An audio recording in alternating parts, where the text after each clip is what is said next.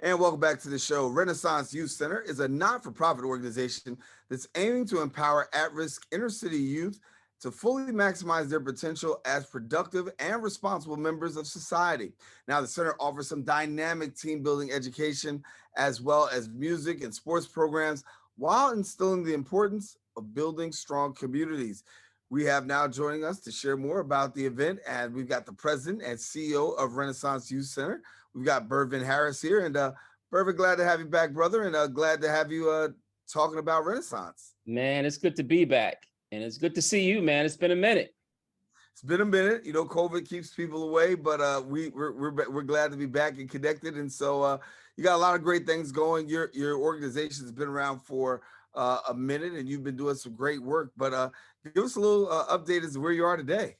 Right. So you say we've been around a minute, man. We actually turned grown this year. So been around for 21 years. I'm happy to say that I'm as a co-founder, CEO, president of the organization, man.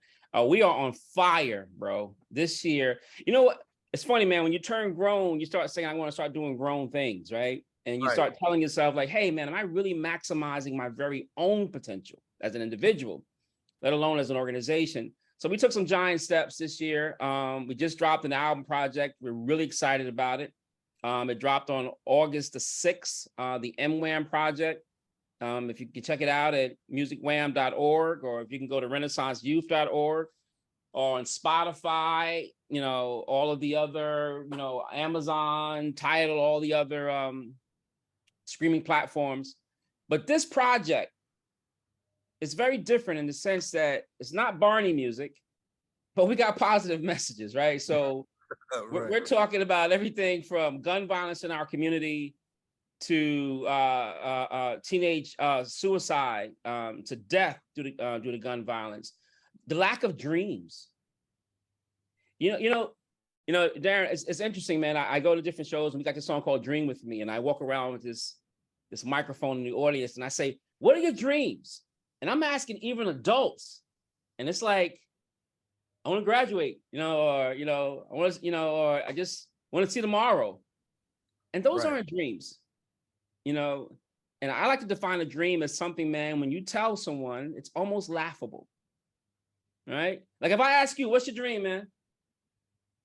Right. You want to know what my dream is? Yes. My dream is to retire and travel and just be easy. How about that? Okay. All right. And I laughed a little bit, because you ain't going to retire, so that's my laughing part for you. But I like to get people to like shoot for the stars on their dreams, like to say, hey, man, like Tyler Perry, who was once homeless, never thought in a million years he would own his own film company, right? His own lot even, right? That's a dream. And I know when he told people was like, look at this dude, you a bum, right? Mm-hmm. That's what I like to see our community do, because if we can just try to reach those amazing dreams and we land upon the stars, we're still in an amazing place. So the album is out, it's happening. There's a video for each song, and one even has a short film. And so if you haven't checked it out, sir, please check it out. Please share it, comment. We're excited about it. Yeah. And I understand there's some exciting news that's happening for you as far as you're with us right now, but the United Nations also is going to be seeing you, and you're speaking at the United Nations. Yeah, man. Who would have thought? See, there's a dream, right? There it is. So you take these big steps, man. And I always say that success is when preparation meets opportunity. And so in these last few years, I've really been preparing myself for greatness, not knowing where it's going to come from, how that blessing is going to be bestowed upon me. But I'm prepared, so when the opportunity comes, I'm hoping that I can seize the moment. So in the last 4 years, and I haven't spoken to you probably in the last 4 years, my friend. I've been really involved in STEM and really STEAM, science, technology, engineering, arts, and math. And there is a very low representation of Black and brown young people or Black and brown people in the STEM field. So we developed here a zoology room, an agriculture room, an astronomy room, something that I'm calling Codebotics, which is a mixture of coding and robotics. We just came from a bio blitz, and most people don't even know what a bio blitz is. I didn't know what it was. With the American Museum, where I took 13 young people. We camped out for 3 days looking for uncharted species, right? And I tell you, man, trust me when I tell you, you probably know this, you don't see people of color doing these types of things. Right. And so I believe if you talk about a problem, you're obligated to at least offer a solution.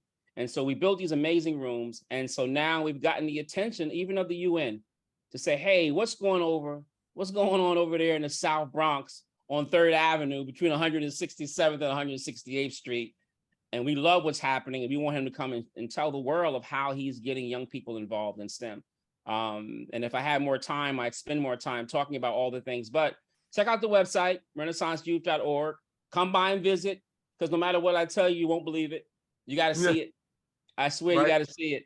But it's happening, man. And I'm excited. And not only am I speaking on a platform on that day, that night, I learned about something that I didn't know about, that most people don't know about, which is called the 17 Sustainable Developmental Goals. Mm-hmm. And that's when they had the initial World Summit in 2015. And 190 something countries got together and said, hey, here are common problems, right? Poor sanitation, poverty, equity and inclusion, so on and so forth. And they came up with these 17 sustainable developmental goals. So when I learned about it, I said, how come no one knows about it? Like, how come schools aren't getting involved? How come programs like mine aren't educating young people on it? And so I wrote a song about it, let them hear it. And they asked me to perform the song at the UN. So that day, I'm speaking, and that evening, the group is going to perform a song called Let's Work Together. What's that like for you? Talk about dreams. I mean, obviously, I've known you for years, and I know that you put the work in, but now to be recognized at the UN that you're going to speak, and at the same time, have your group that you work very passionately with be able to perform at the UN. We talk about exposure for kids, right? And it's important that people perish for a lack of exposure, particularly in our community. Yes. So now to have that opportunity and to bring that opportunity to young people, what's that feeling like for you? Humble, tired, appreciating the journey.